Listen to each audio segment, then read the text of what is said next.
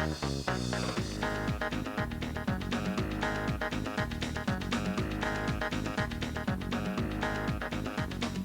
devrait dépasser 95-100 HP, oui. On devrait le dépasser, c'est super. Oui, OK. On essaie ça.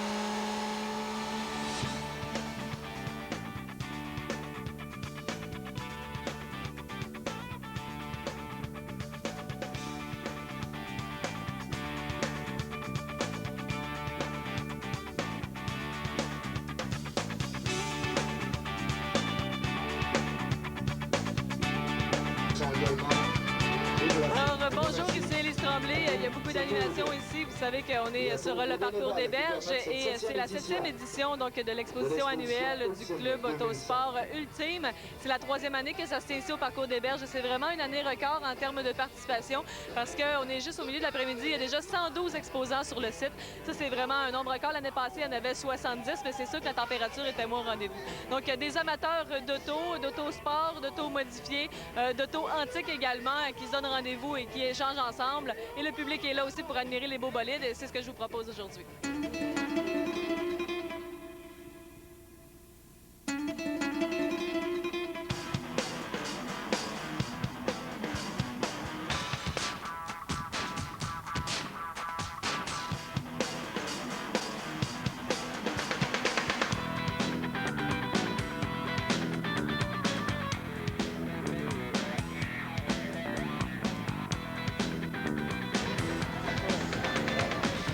Alors, je suis maintenant en compagnie de Marc-André. Salut Marc-André. Bonjour. Comment ça va? Ça va très bien, vous? Oui, ça va bien. Alors, Marc-André, c'est vraiment une très belle voiture que tu exposes ici sur le site aujourd'hui. J'aimerais ça que tu m'en parles un peu. Qu'est-ce que c'est comme modèle? C'est un modèle de Mazda MX-6, Mystère 97. Moi, j'ai changé j'ai posé un kit de jupe, j'ai mis une peinture Radiance orange. Ensuite, j'ai droppé la suspension, j'ai mis des roues avec 17 pouces. Ça, j'ai mis un système de son dedans, d'une valeur de, je sais pas, 4-5 000 $. Ça fait combien de temps que tu travailles dessus pour la modifier? Ça doit faire environ 2 ans. Je l'ai acheté il y a 3 ans, puis l'été passé, j'ai commencé à mettre de l'argent dessus. Je vois que tu as une coupe ici. Qu'est-ce que tu as remporté comme prix? J'ai gagné l'année passée la plus belle peinture ici. Okay. Ensuite, j'ai gagné 3e position dans la catégorie Mazda à Baie-Saint-Paul. Puis l'autre trophée, de l'autre côté, c'est première position, le Best Car in the Show à Montmagny. Qu'est-ce qui te plaît, toi, justement, dans le fait de faire des modifications comme ça à ton auto? Ben, c'est que c'est un char unique, puis tu te promènes, puis surtout le fait que c'est un char unique, il n'y a pas personne qui va en avoir un pareil, parce que c'est moi qui l'ai modifié, fait que ça me surprendrait qu'il y en ait un pareil. C'est ça que j'aime. Et comment tu trouves ça ici? C'est pas la première fois que tu participes, toi, à l'exposition ultime? Ben, c'est le 2e été. Je trouve qu'il y a pas mal de monde, puis c'est bien le fun. Ouais. Et ça permet d'échanger avec le public sur votre chaîne. C'est ça qui est le fun. On se fait des chums de partout. J'en ai quelques chums de Québec, Montréal qui sont descendus, fait que c'est bien le fun. Merci beaucoup, Marc-André. Merci, bonsoir. Je suis maintenant accompagné d'un gars de Clermont. Martin, salut Martin. Bonjour. Comment ça va? Très bien, toi? Oui, ça va bien. Alors Martin, toi, tu exposes ton auto aussi. J'aimerais ça que tu m'en parles un peu. Qu'est-ce que c'est, toi, comme modèle? Moi, c'est un Mazda Presidio 93. Alors, il est rouge de même, il y a une TV dedans, un PlayStation, intérieur en cuir. Petit moteur, mais propre, puis il va bien. Et est-ce que c'est toi qui as fait les modifications à l'intérieur? Non, moi, je l'ai acheté de même. Je suis allé chercher à Ottawa l'année passée. Okay. Et pourquoi tu recherchais un véhicule comme ça? Parce que c'est un véhicule pas trop cher. Là. Moi, je le trouve très propre et tout. Il m'a coûté seulement 8 000 Puis il y avait le système de son, la TV, PlayStation. J'avais le moteur, les barres de torsion, les mags. C'est pas très dispendieux qu'il va avoir un petit char propre de même. Est-ce que tu as l'intention de rajouter, de faire d'autres modifications dedans? Peut-être, dans pas trop longtemps. Si mon moteur avait quand même lâché, on peut d'investir comme il faut. Est-ce que c'est la première fois que tu exposes au Club Ultime? Oui, parce que l'année passée, je l'avais acheté juste après l'exposition. Puis là, cette année, c'est la seule exposition que je fais. Mais je suis allé baisser pas l'année passée, puis j'ai gagné le premier prix dans le Mazda. Puis là, ben, je suis venu ici cette année pour participer et avoir du plaisir. Justement, comment tu trouves ça jusqu'à date? Très plaisant, il y a beaucoup de véhicules, il y a le dyno en même temps. Fait que, très belle exposition, puis je suis bien content des membres organisateurs. Merci beaucoup, Martin. Bonne journée. Je vous remercie beaucoup, Darren. Alors, pour savoir un peu comment s'est organisée l'exposition de cette année, je suis en compagnie de deux des membres organisateurs justement du Club Ultime, Michel et André. Salut! Salut! Salut, Lily. Ça va bien? Très bien. Alors, peut-être dans un premier temps, là, bon, c'est la 7e édition, André, cette année. Est-ce qu'il y a eu beaucoup de changements de fait dans la programmation d'aujourd'hui? Bien, à chaque année, on essaie d'avoir une activité différente. Cette année, comme vous pouvez voir là-bas, je ne sais pas si vous l'avez filmé, il y a le dynamomètre, c'est un appareil qu'on embarque l'auto pour savoir le nombre de forces aux roues ou au moteur que le véhicule sort. Ça, c'est une attraction. Il y a beaucoup de monde qui se tient dans ce coin-là. C'est notre grosse attraction de la journée, ça. C'est toujours une activité qui est attendue, la plus importante du Club Ultime. C'est quoi un petit peu l'objectif d'un rassemblement comme celui-là? L'objectif, c'est juste de se faire du fun entre copains puis d'avoir la même passion, la passion des chars, le look autant côté performance que côté visuel. On veut juste grossir le club et pouvoir agencer tous les petits groupes qui peuvent se triper enfin dans ce qu'on veut et dans ce qu'on aime. Là. C'est vraiment ça. Et quel type justement de véhicules on retrouve ici aujourd'hui? Alors nous, ici, vu qu'on est une petite région, on prend les antiques, les sports, les compacts, tout ce qu'il y a de véhicules là, que le monde trouve beau. On a même des 2004 sur le terrain. Là. Ça fait qu'on prend tous les véhicules qui sont tous attrayants, autant l'un que l'autre par rapport aux années. Et en termes d'exposants, on en a 112. Est-ce que la plupart viennent de la région? Je pense qu'on a réussi à aller chercher quand même un bon grand nombre de l'extérieur avec notre publicité. Puis, comme on peut voir, c'est notre 7e année, c'est qu'on commence à être un petit peu plus connus. Puis, en tout cas, l'envergence est mieux. Puis, cette année aussi, je voulais rajouter, même si le temps était un petit peu médium, là, on a quand même à 11h30, ce qui est vraiment arrivé, de foncer l'autre bord. Ça veut dire qu'on a rempli des véhicules tout sur le terrain de l'autre bord qu'à la date, on n'avait jamais mis. Là. Ça veut dire que on est vraiment content de notre journée. Là. Il y a beaucoup de prix également qui vont être remis à la fin de la journée. C'est quoi un petit peu les principales catégories?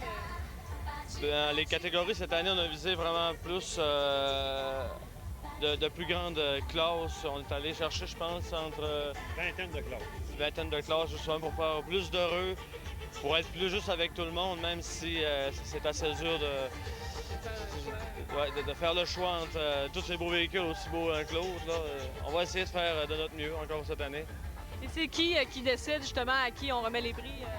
Ah bien là, cette année, on a changé notre mode de gérance, si on veut. On a demandé à 6 juges de juger, de se diviser les catégories. Donc, les 6 passent avec des feuilles, mettent des pointages sur le moteur, sur un peu tout l'ensemble du véhicule. C'est eux autres qui nous arrivent avec le final dans telle classe, c'est lui, c'est lui, c'est lui. Fait que c'est tout un système de jugement qui est fait par des amateurs, mais des amateurs qui sont assez connaissants. Et est-ce qu'il y a un prix du public également? Est-ce que le public peut voter pour son véhicule préféré? Oui, c'est ça. Le public peut voter pour le vote populaire, pour la personne qui vont décider le plus beau. En tout cas, lui qui va sembler les attirer le mieux. Et à chaque année, je dois dire qu'on ne sait jamais, hein, c'est toujours une surprise, là, parce que c'est dur, là, on sait, bon, ben, une quinzaine ou vingtaine plus beaux que les autres, mais quand même, des fois, c'est vraiment surprenant le vote populaire, c'est intéressant. C'est bien ça. Oui, surtout que le monde a du goût cette année, puis comme à toutes les années, ça devient de mieux en mieux, puis on voit vraiment les véhicules là, être de plus en plus performants, puis d'être vraiment côté esthétique, et ça ressemble pratiquement un peu à la marque qui devrait être. Là, c'est vraiment... Les jeunes ont beaucoup d'imagination, surtout beaucoup de goût. Tu parles de jeunes, justement. Dans les membres que vous avez du Club Ultime, est-ce que c'est particulièrement des jeunes? Oui, on était maintenant, on avait plus de personnes qui avaient des muscle cars, entre guillemets, mais ils se sentaient, parce que c'est plus, je veux pas la génération, regarde, des 8 à traction arrière, mais c'est dans les années 70, donc aujourd'hui, c'est tous des modèles traction avant, récents, là. Donc la clientèle est nécessairement plus jeune, donc, ouais. Et on compte combien de membres maintenant au Club Ultime?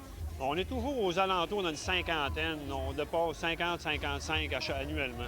Mais, regarde, il y a quand même d'autres clubs qui sont formés dans Charlevoix. Mais c'est le fun parce que ça démontre qu'il y a un attrait pour ça. Là. Il y a 2-3 autres clubs. On est tous ensemble quand même parce que les autres clubs ils viennent exposer dans notre exposition.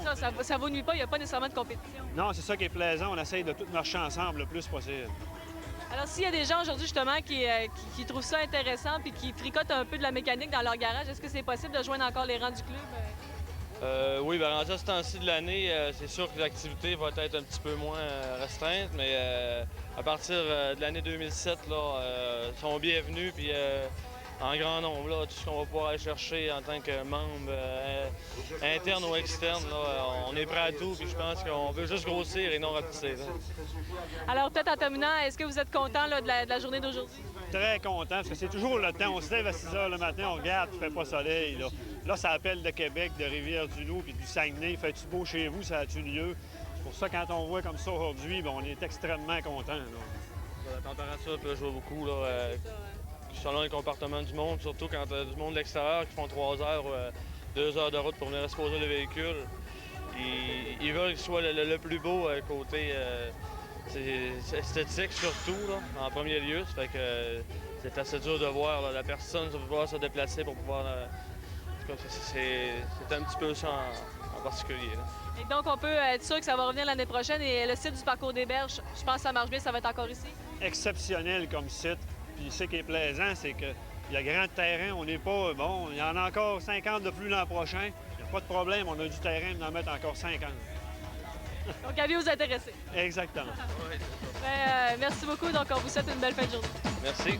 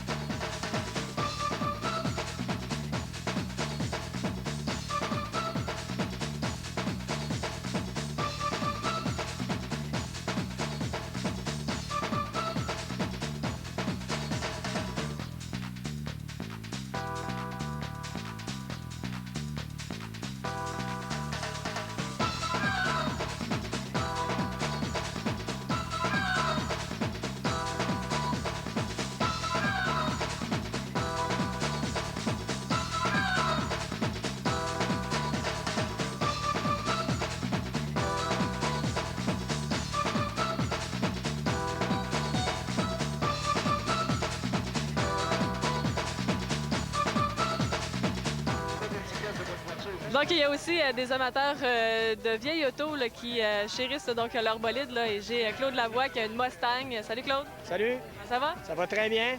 Claude, c'est la deuxième fois que tu viens à l'exposition du Club Ultime? Oui, c'est ça. Je suis venu l'an passé, puis je suis revenu cette année. Là, cette année, j'ai ramené mon beau-frère aussi, là, avec son pick-up Chevrolet. Fait que, 76. Alors là, j'ai amené ma Mustang 77. C'est le fun. Je pense que, regarde, on essaye dans la région d'organiser des choses. Fait qu'il faut essayer au moins d'encourager un peu puis d'en profiter. Puis dans le fond, c'est malheureux parce que moi, j'en connais encore d'autres qui n'ont des vieilles voitures puis qui sont pas venus, puis qui auraient pu venir, qui auraient dû venir, je pense. Parce que déjà, cette année, il y en a plus que l'an passé. Puis, en tout cas, tranquillement, peut-être à l'année, on va réussir à amener tout le monde. Puis ça, c'est le fun, je pense. Est-ce qu'il y a des choses de nouvelles là, sur ta Mustang depuis l'année passée? Non, pas vraiment. J'ai pas fait grand-chose, à part le petit dessin là. Ah ben oui, c'est vrai, il était pas là, lui. Non, ça, c'est une petite réparation de fortune. C'est, je pense que c'est mon beau-frère, Michel Faure, que tout le monde connaît bien pour sa qualité extraordinaire comme peintre. Hein? Mais il faut aussi, tous ceux qui le savent faire, il faut aussi des dessins sur les voitures, sur les motos, regarde, sur les vannes, partout. Un talent terrible, terrible. C'est incroyable.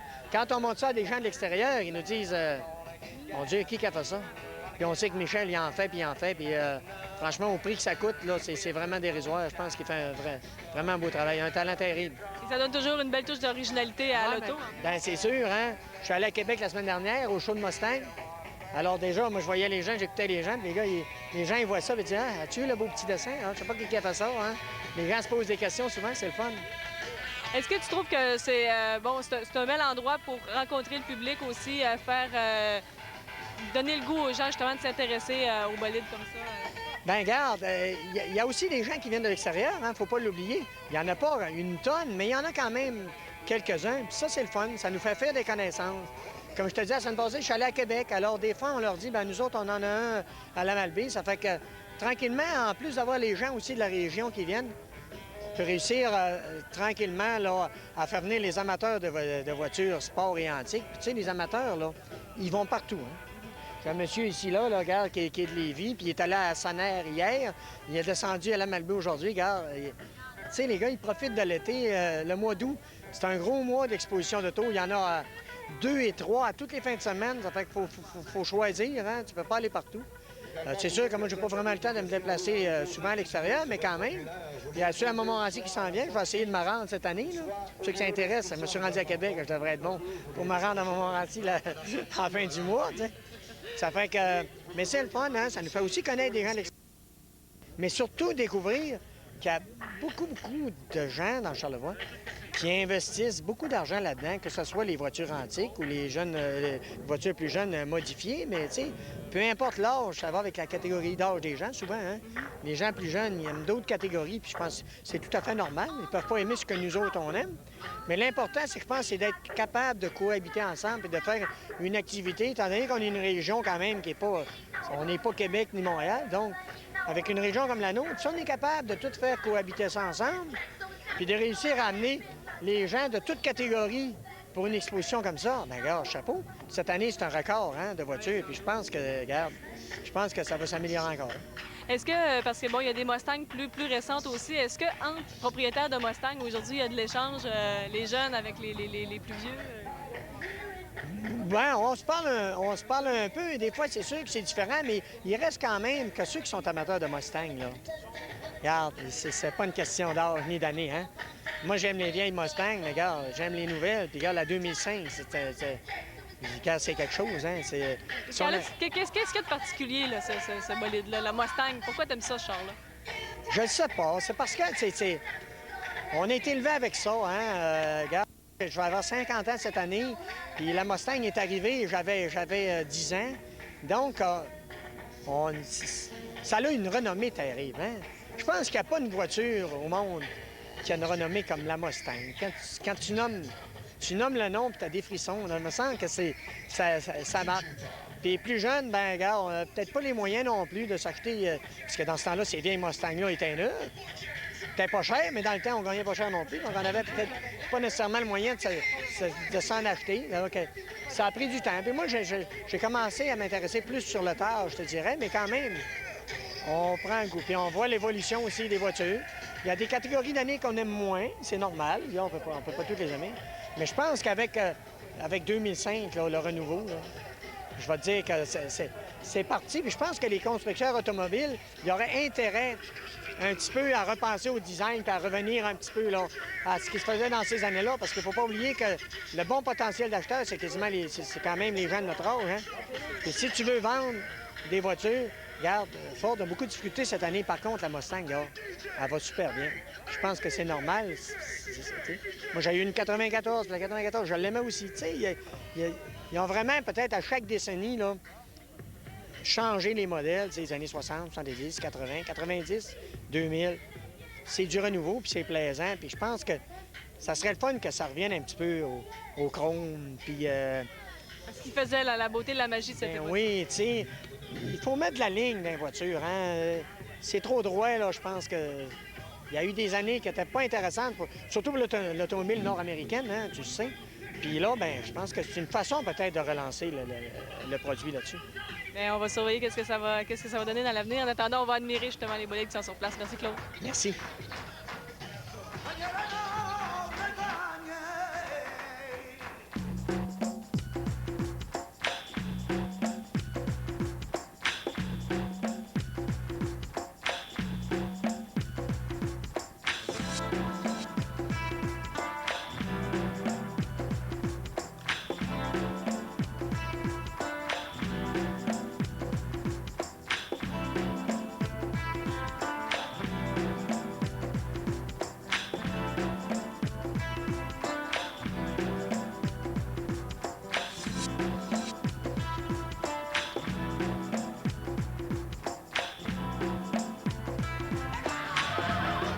Et bien voilà, donc c'est ce qui complète notre tour d'horizon de la 7e exposition annuelle du Club Ultime. C'est vraiment des très, très belles voitures qui sont exposées sur le site. Là. On peut féliciter tous les propriétaires là, de nous avoir permis de les admirer aujourd'hui et de nous avoir partagé leur belle passion.